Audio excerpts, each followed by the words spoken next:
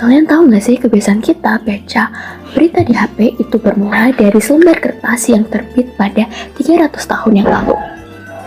Kalian pernah penasaran nggak sama koran pertama yang terbit di Indonesia? Yuk kita bahas. Bayangin, di zaman sekarang kita tinggal scroll layar buat tahu berita dunia.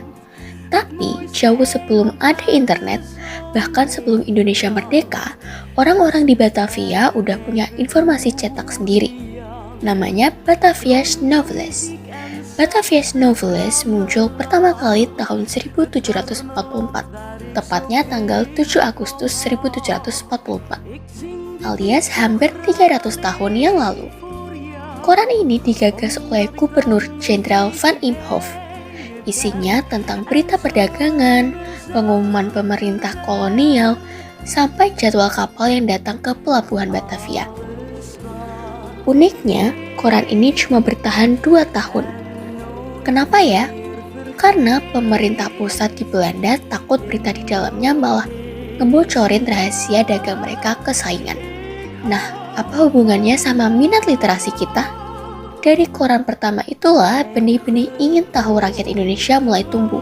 Di abad ke-20, tokoh-tokoh seperti Tirto Adisuryo sadar kalau koran itu senjata.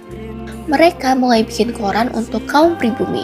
Literasi udah nggak cuma buat kaum elit, tapi jadi alat buat mengkritik penjajah dan menyatukan bangsa. Jadi kalau bukan karena tradisi baca tulis yang dimulai dari dunia koran ini, mungkin semangat kita bakal susah banget buat terkumpul. Sekarang semua itu pindah ke media digital. Pengaruhnya besar banget.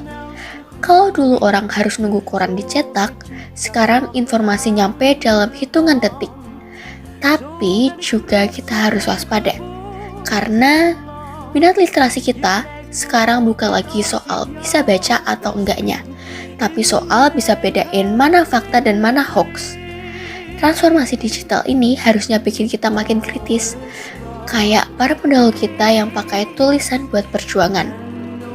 Jadi, setiap baca berita di HP, di laptop maupun di komputer, kita harus ingat kalau itu adalah evolusi panjang dari selembar kertas di tahun 1744 tadi. Nah, menurut kalian lebih pilih baca berita lewat media sosial atau masih suka baca lewat koran fisik yang baunya khas banget? Tulis di kolom komentar ya.